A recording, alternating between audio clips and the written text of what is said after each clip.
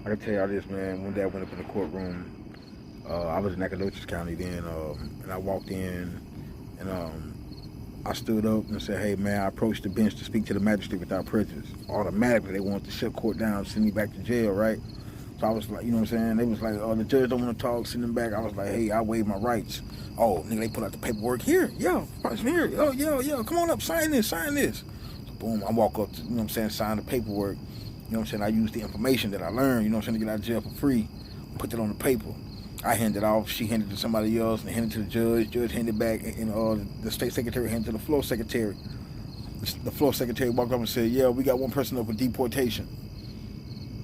I didn't know what was going on then because that was my first time in another area using this information in a courtroom. I won't say that was the first courtroom that I stepped in and exerted my power. You know what I mean? But I'll give y'all a story about that later on in the longer